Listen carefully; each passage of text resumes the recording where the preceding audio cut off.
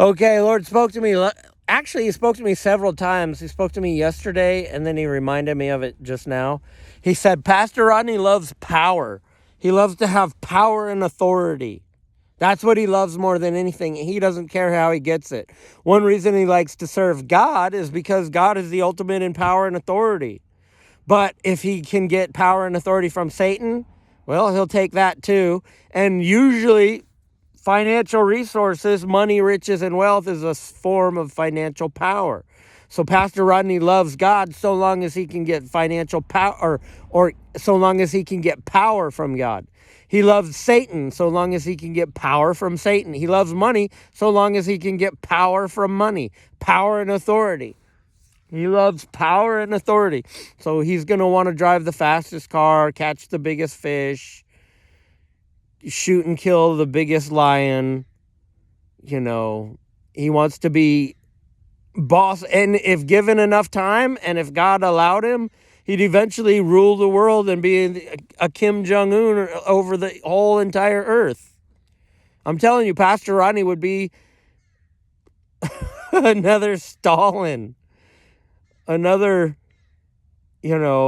basically a Kim Jong-un, and the Antichrist. He would become the Antichrist. God's not going to let him. There's someone else, Pastor Rodney, who becomes the Antichrist. You can't be that. You're never going to get to that place where you rule the whole world. But you want to. Pastor Rodney. He worships power. He doesn't love God. He loves the power of God. He doesn't love God. He loves the fire of God. He doesn't love God. He loves the gift of faith. And now he wants to raise up 300 millionaires, all of whom are just like him, who are going to try to rise up in power and then give them a bunch of money. I'm telling you, you're stupid, Pastor Rodney. You have no idea what you're doing. It's like raising a little dragon. As long as the dragon's knee high, it's a cute little toy. It's like a little child. Feed it a fish. Feed it a little squirrel-sized creature. Until it becomes about twice the size of you. And then it sees you as dinner. And that's what you're doing with those 300 millionaires, Pastor. As long as they're small in their own eyes and don't have any power, you're safe.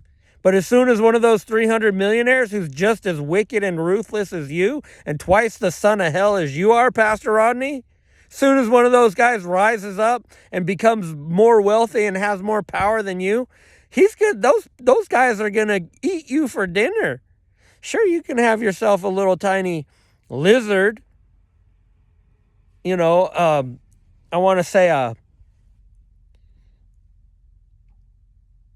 like a chameleon or what are those, iguana. Sure, if an iguana is like 2 feet long and weighs 8 pounds, you don't have to be afraid.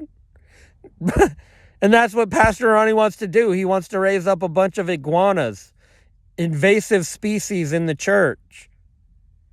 And he wants to feed them and let them get bigger and bigger and bigger. But what he doesn't realize is the day is coming when they'll be big enough to eat you, Pastor Rodney. And they will. You want to raise up a little baby dragon. And that's what the United States did with China, by the way. Yeah. China was, did you know, I read this. This is true.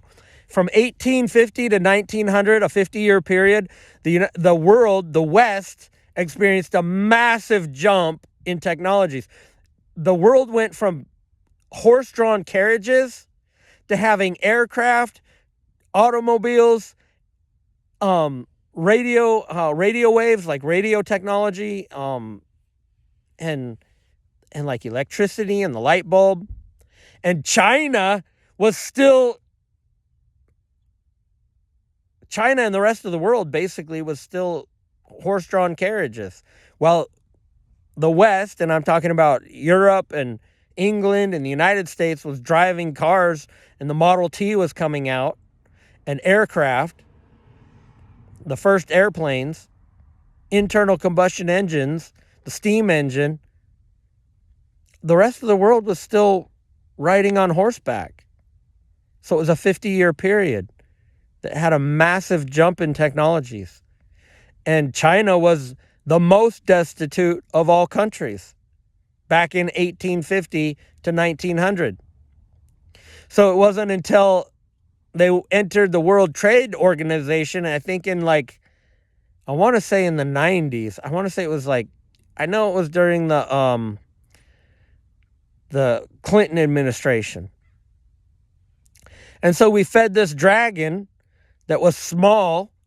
China was a small little dragon at our feet back in 1997 or whatever year it was. And by 2010, China was growing and growing. And now we have to deal with China as an economic superpower. If it wasn't for Trump, China would have overtaken the United States and destroyed us. Part of the deep state, part of Obama's deep state is the Chinese deep state here in the United States. Chinese communists here in the United States, they run the tap system for the local Los Angeles metro. If you get a tap card and you pay with your debit card, all the information that goes onto that tap card, they know where you go, when you go, they know what you look like based on the cameras. The Chinese Communist Party has taken over the city of LA temporarily until Trump came in. I'm just telling you, if you have a tap card and you ride the metro, they can track, it's China that can track you. All they had to do is hack into the currently existing system.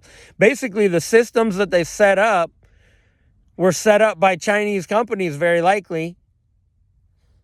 All the surveillance cameras and the tap system to get on the metro train. Surveillance everywhere, cameras everywhere. And then China just plugs right into it from some secret server. And I'm telling you, man. So China, I'm just saying, Pastor Rodney's is stupid that he thinks he's going to raise up 300 millionaires in the church. He's raising up 300 little devils in the church that are little devils right now, and they're going to be big devils by the time they become millionaires.